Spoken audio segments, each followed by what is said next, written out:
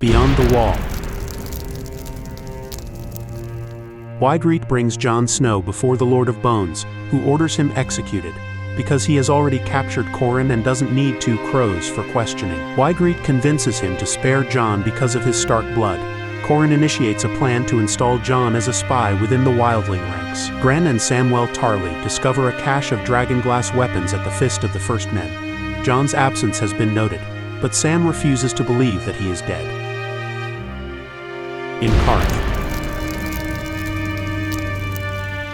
Ser Jorah Mormont advises Daenerys Targaryen to leave her dragons and flee Qarth, as he has recently booked passage to Astapor. She insists on attempting to reclaim them, and asks Ser Jorah to lead her to the House of the Undying, without knowing what lies in wait.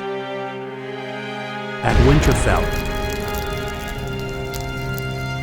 Yara Greyjoy arrives at Winterfell with a small band of men, but instead of bringing reinforcements, she offers Theon only advice. Winterfell is too far from the sea, they can't successfully defend it with so few soldiers, and the North is rising against him. She implores Theon to abandon the castle and return home with her, but he refuses to give up his prize. Dagmar tells Theon that after killing the orphans, he also murdered the farmer and his wife. Luwin spots Osha sneaking into the catacombs.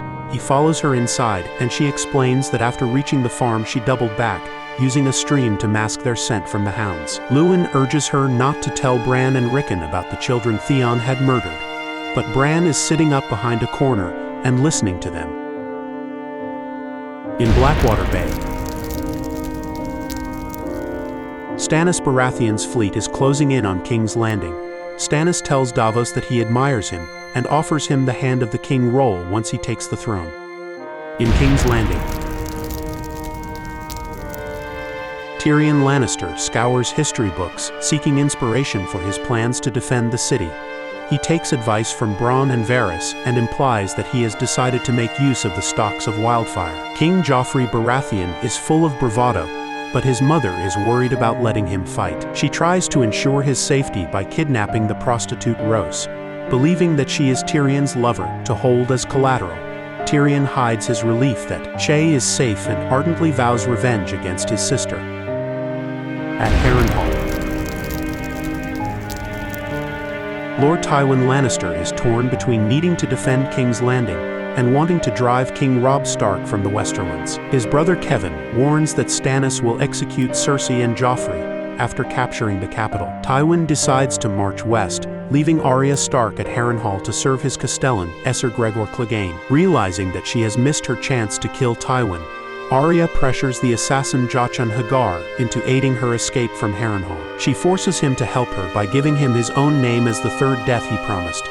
She will only revoke his name when he agrees to break her and her friends out of the fortress. Arya, Hot Pie, and Gendry walk through the gates at midnight as Jaqen instructed. They escape Harrenhal, realizing that the guards have been killed. In the Westerlands. Robb is furious when he learns that his mother has freed his most important captive. He tells her that she has betrayed him and orders her kept under guard. Catelyn has sent Brienne to escort Jaime to King's Landing to exchange him for her daughters.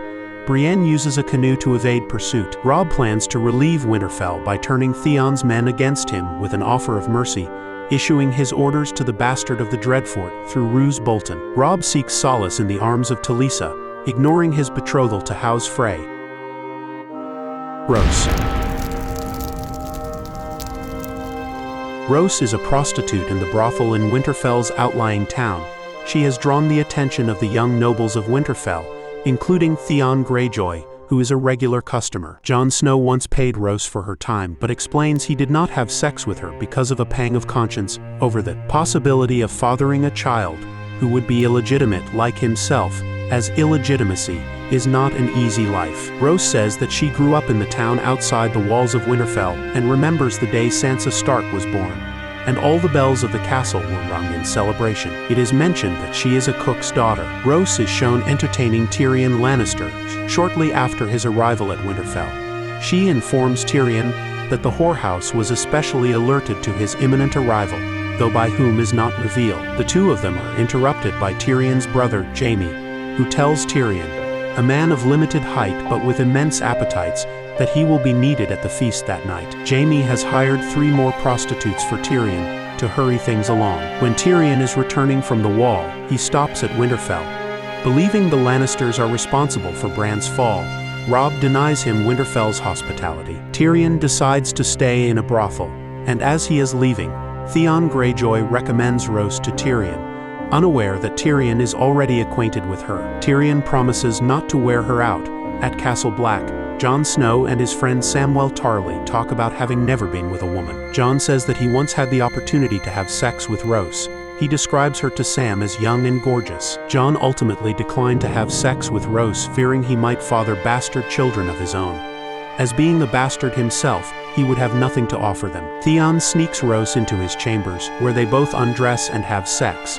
He notices that she is wearing a Lannister lion pendant, and she tells him that it was a gift from Tyrion. Theon becomes angry when she insinuates that Tyrion is a superior lover, and that his family's honor is suspect due to the failed Greyjoy rebellion. When he refuses to pay for the encounter, Ros suggests that he gets a wife instead, infuriating Theon further. However, Theon's anger with Ros does not last, and is surprised to see her sitting in the back of a turnip cart. She tells him she has decided to leave the winter town to seek out employment in King's Landing, and is planning to board a boat out of White Harbor. He unsuccessfully tries to persuade her to stay, but she points out that with war coming, all the men will be marching away, and there is nothing for her here. While sarcastically asking Theon if he would be willing to marry her and make her Lady of the Iron Islands if she stayed. Though Theon denies it, his face implies that he has grown to love her. Theon throws her a coin, and she laughs and lifts up her skirt one last time. Theon calls out that he'll miss her, and she agrees that he will. Arriving in King's Landing, Ros finds employment at a brothel owned by Littlefinger. He tutors her and another prostitute, Armeka, in the art of seduction. Ros learns that Littlefinger is infatuated with a woman who was betrothed to a man who injured him in a duel,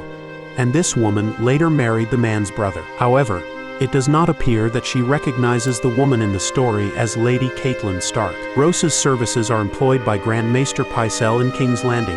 As she gathers her clothes to leave, Pycelle begins to tell her about all the kings he has served, including Aerys II Targaryen, Robert I Baratheon, and blesses the reign of the present monarch, Joffrey Baratheon. Eventually, his ramblings fade and she becomes impatient, questioning him about the original point of his speech. She leaves, frustrated, rebuffing his offer to escort her. Ros watches 2 new prostitutes in Petyr Belish's brothel practicing their work.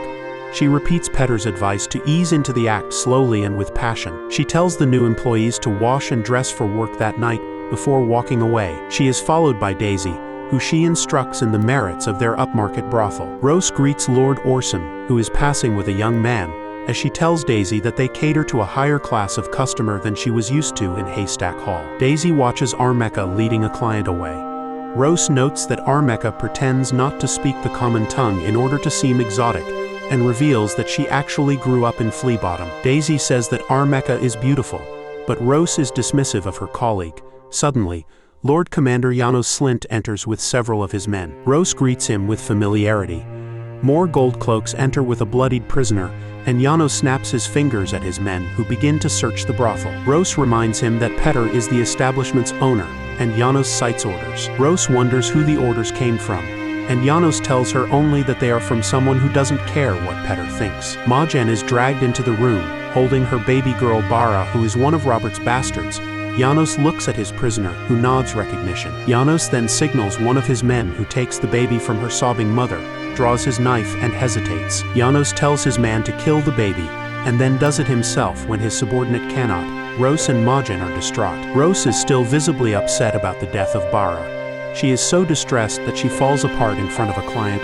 Lord Petyr Baelish comes into her room, and Ros confides in him. However, Baelish compares her to a beautiful girl he purchased from a Lysini pleasure house for an exorbitant price. The girl was so sad Baelish gained no money from her, and he sold her to a lord who wanted to transform her, a man who derived pleasure from things most men would find unthinkable. After this lesson, when he asks Ros if one day off will make her smile again, Ros smiles and assures him it will. Tyrion Lannister, acting on a suggestion from his enforcer Bronn, hires Ros and Daisy as a late name day present for his nephew King Joffrey Baratheon. Tyrion hopes this will give the sadistic Joffrey an opportunity to release his frustrations away from Sansa. They wait for him in his chamber, guarded by Sandor Clegane.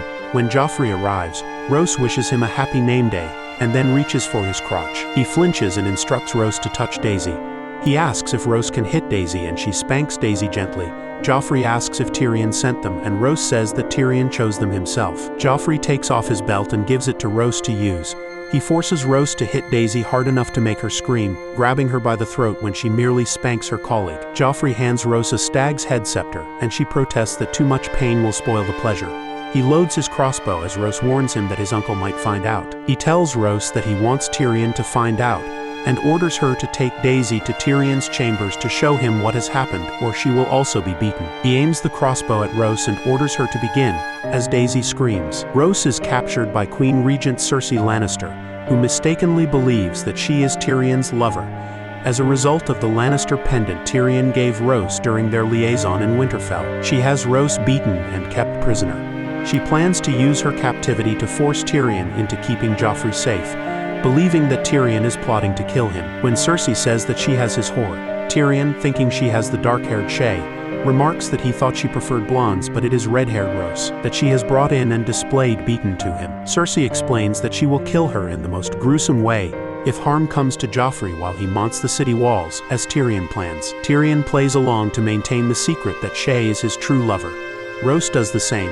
Tyrion vows to free Ros, and she begs him not to forget her.